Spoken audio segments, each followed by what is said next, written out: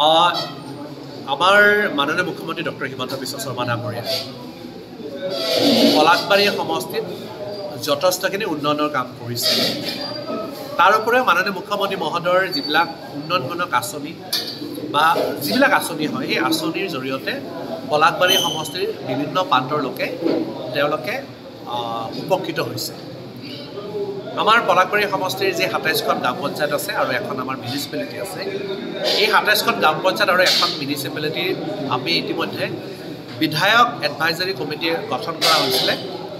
আৰু বিধায়ক এডভাইজাৰী কমিটিৰ প্ৰধান কাম হ'ল যে তেওঁলোকে বিভিন্ন অঞ্চলৰ ভিতৰ অঞ্চলৰ যিবিলাক ৰাইজৰ সমস্যা, বিভিন্ন ধৰণৰ যিবিলাক সমস্যা, এই সমস্যাবিলাক সমাধান কৰাৰ লগতে আমাৰ যিবিলাক চৰকাৰী আঁচনি আছে সেই চৰকাৰী আঁচনি যাতে আমাৰ দুখীয়া মানুহ যিখিনিয়ে পাব লাগে সেইখিনিয়ে যাতে পায়, য'ত যি আমাৰ স্কিম আছে এই স্কিমবিলাক যাতে আমি ৰাইজক সজাগতা কৰি পেলাই তেওঁলোকৰ স্কিমখিনি দিয়াৰ ব্যৱস্থা কৰিব পাৰোঁ। সেইটো কাৰণে এই বিধায়ক এডভাইজাৰী কমিটি গঠন কৰা হৈছে। বিধায়কৰ য'ত যি পুঁজি থাকে বা চৰকাৰী যিবিলাক ফাণ্ড থাকে কোনটো অঞ্চলত কেনেকৈ দিব এই গোটেইখিনি আলোচনাৰ কাৰণে এই এডভাইজাৰী কমিটিখন আমাৰ GP ৱাইজ গঠন কৰা হৈছে।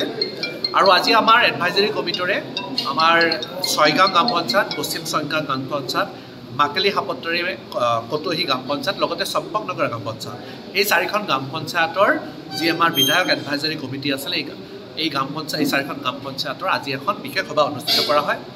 আগন্তুক দিনবিলাকত আৰু কিদৰে আমাৰ এই বৃহত্তৰ অঞ্চলটোক কিদৰে উন্নয়ন কৰিব পাৰি, সামগ্ৰিকভাৱে ৰাইজৰ যিবিলাক সমস্যা এই সমস্যাবিলাক সামগ্ৰিকভাৱে কিদৰে সমাধান কৰিব পাৰি, এই গোটেইখিনি কথা লৈ এটা বৃহৎ আলোচনা ইয়াতে হয়।